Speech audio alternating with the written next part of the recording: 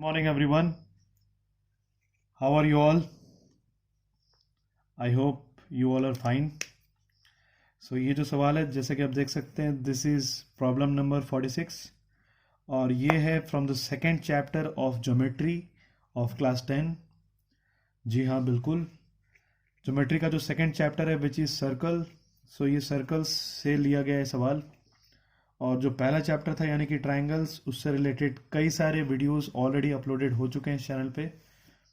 तो अगर आपने उसे अभी तक चेक नहीं किया then do not forget to check them. और ये जो सवाल है जो आपके सामने है this is one such question जिसे लास्ट 10 ईयर्स में 3 बार पूछा गया है बोर्ड एग्जाम में। लेटेस्ट अगर हम बात करें सो ये 2017 में पूछा गया था, उसके पहले ये 2014 में, और उससे भी पहले 2012 में ये सवाल पूछा जा चुका है बोर्ड एग्जाम में। और तीनों बार ये 3 मार्क्स के लिए पूछा गया था।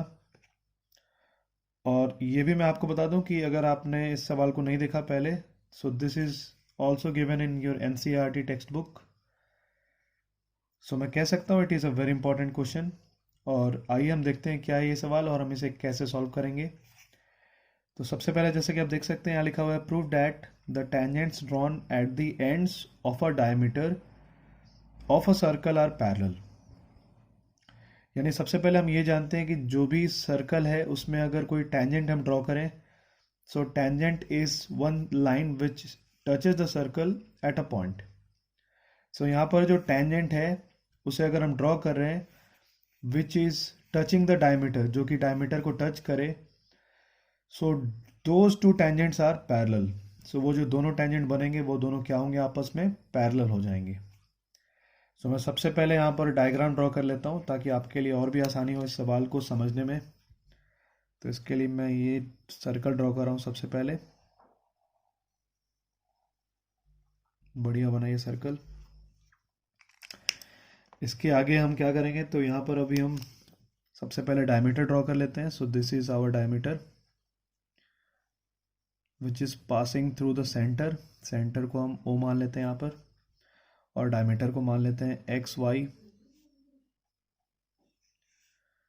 और यहाँ जो हम टेंजेंट ड्रॉ कर रहे हैं, so let us suppose that this is the tangent, tangent 1 and this is the tangent 2।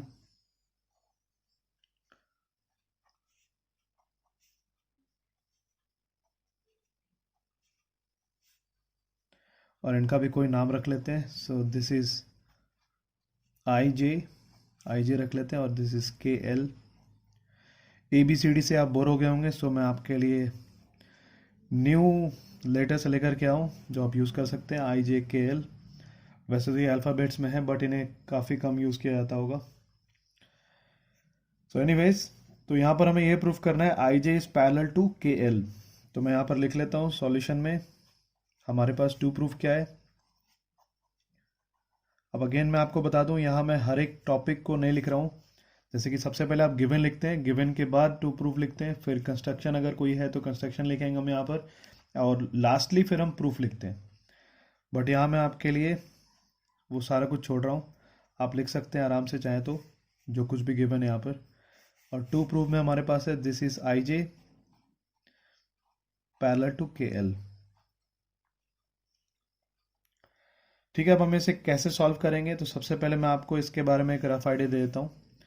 आप जानते होंगे कि जो टेंजेंट है it is always perpendicular to the radius at the point of contact. या हम ये भी कह सकते हैं कि radius is perpendicular to the tangent at the point of contact. यानी मैं कह सकता हूँ O X will be perpendicular to I J, और इसी कंसेप्ट को यूज़ करके हम दोनों लाइंस को यानी टेंजेंट्स को पैरेलल प्रूफ करेंगे। सो आइए करते हैं इसे प्रूफ। तो मैं सबसे पहले लिख लेता हूँ यहाँ पर प्रूफ में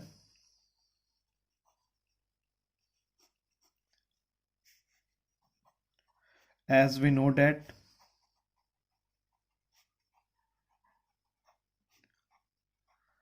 the tangent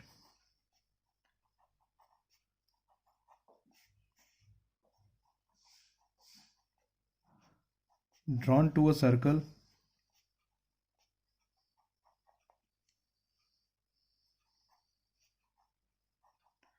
at the point of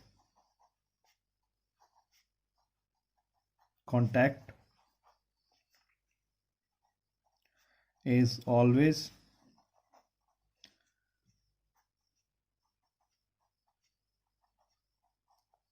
perpendicular to its radius.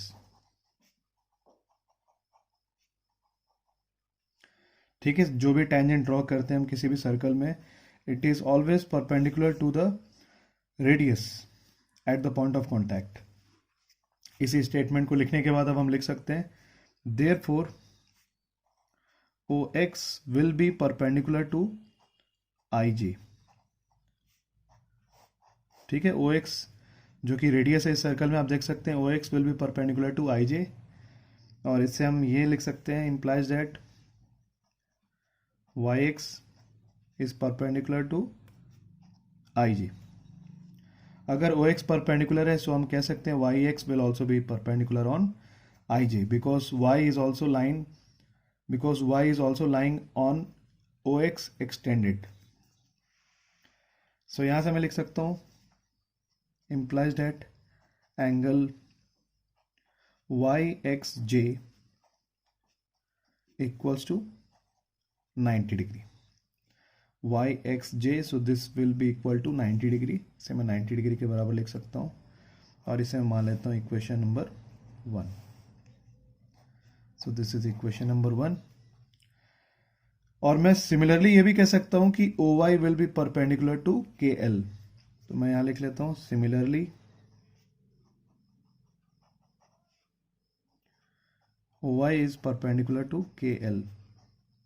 क्यों है perpendicular? Same reason, because KL is the tangent और OY जो है दिस इज रेडियस। अगेन दोनों के बीच में जो पॉइंट ऑफ कॉन्टैक्ट है which is same Y, so OY is perpendicular to KL। और यहां से मैं लिख सकता हूं implies that XY is perpendicular to KL। ठीक है, अगर OY परपेंडिकुलर है so similarly we can say XY is also perpendicular to KL। और यहां से मैं लिख सकता हूं इंप्लाइज दैट एंगल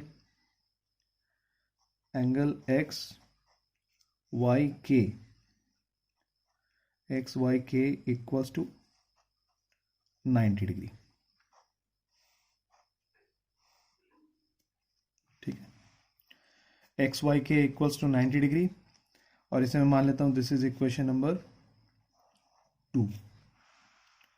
अब आप जैसा कि देख सकते हैं डायग्राम में सबसे पहले हमने लिखा यहाँ पर YXJ, so this is 90 degree, और अभी हमने लिखा XYK यानी दिस इज ऑल्सो 90 डिग्री। सो अगर ये दोनों एंगल्स 90 डिग्री हैं it means they are same, यानी दोनों की जो वैल्यू है सेम है। बट जो ये दोनों एंगल्स है व्हाट आर दे? तो अगर हम इन पे ध्यान दें so this both are alternate interior angles. So अगर ऑल्टरनेट इंटीरियर एंगल्स इक्वल हैं इट मीन्स हम कह सकते हैं IJ will be parallel to KL। तो मैं यहां से इसे लिख लेता हूं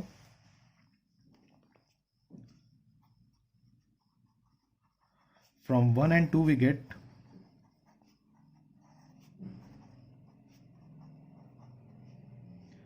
angle YXJ equals to angle XYK।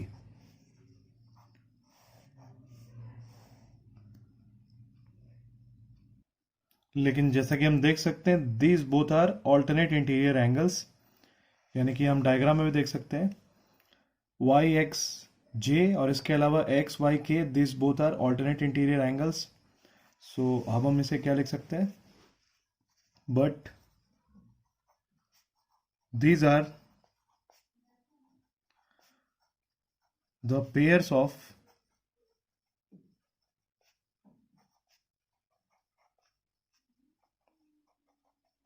alternate interior angles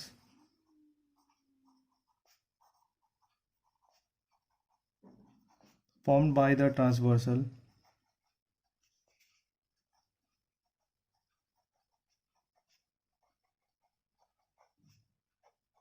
XY। सो इसलिए अब हम यहां से लिख सकते हैं therefore IJ will be parallel to KL।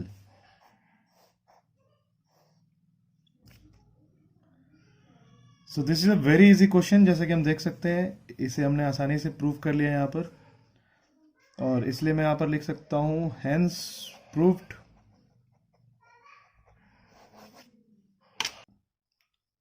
और मैं उम्मीद करता हूँ कि ये सवाल आपको अच्छे से क्लियर हो गया होगा। और ऐसे और भी सवाल अगर आप देखना चाहते हैं हमारे इस चैनल पे, then do not forget to subscribe to our channel and also press the bell icon, जिससे कोई भी सवाल जब मैं अपलोड करूँ तो आपको उसकी जो नोटिफिकेशन है सबसे पहले आप तक पहुँचे। आज के लिए बस इतना ही, कल दोबारा मिलेंगे एक नए इंटरेस्टिंग क्वेश्चन के साथ। तब तक के लिए आप अपना ख्याल रखें। Take care of yourself and thank you for watching.